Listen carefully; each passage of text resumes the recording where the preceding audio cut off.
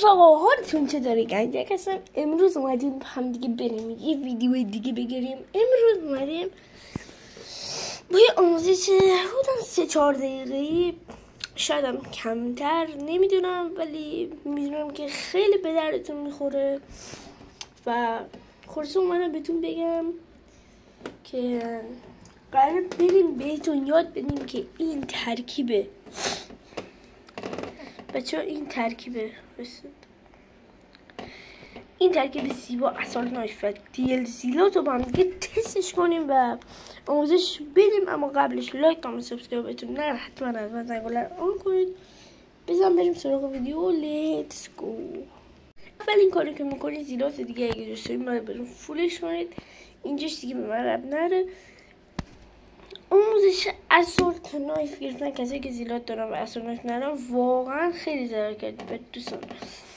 اول از هر چیزی باید رنگ خودتون رو لژند کنید. حالا اون رنگ چیه؟ همین رنگ مولتی، فرق نداره بتل باشه یا مولتی. شما وقتی که لژند میکنید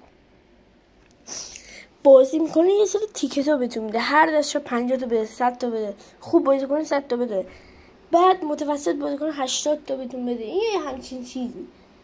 خیلی بد بازی کنید 20 تا بهتون بده. شما اون تیکت ها رو باید جمع کنید و بیاید اینجا نکنید. من الان 761 دار. خب شما باید برید داخل این بخش و روی سال 2022 کلیک کنید و سیزن 3 رو انتخاب کنید.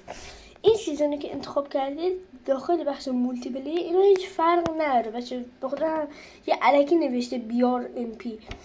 برید شما وقتی که اینو میزنید، حالا من نمیخوام بزنم چون دارم اینو فول میکنم، وقتی روی این میزنید فرقی هم نداره. روی میذارید اون بالو روی 17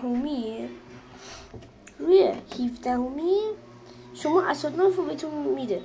حالا مثلا 17 تا 100 تا نیست بچه، هر سری که میزنید میره بالا. 2 تا 100 تا فکر کنم، بعدی میره 200 300 400 800 نه همینجوری میره بالا دیگه. الان کنیم پایین نمیکنه 1250. و بچه برای اینکه رنگ کمو سیزن 1 رو بتونید دریافت کنید داخل این بخش میاد همینا رو که دریافت کردید، همینا رو که گرفتید این سفر رو میکشید پایین. اینجا زده سیزن 1 تورنمنت استانم انگلیسی خوب نیست. سیزن 1 اینه که در روز میتونید کلا 2 تا ازش پک بگیرید که من تونستم دیشب رنگ دیه رو ازش شانسیه دیگه خیلی پک باز کردم. نکنید بچه ها، خیلی من پک باز کردم کمو سیزن 1 که بتونم بگیرم. فقط نکنید بچه ها، قبلا 1200 از اونا بود، الان فرق کرده. هیو چجوری نکنید بچه تورنمنت سیزن 1 فرق نکنید. چه خبر کنم ازش گرفتم، هر کدوم 1200 از اون توکنا بود، خیلی زیاد میشه.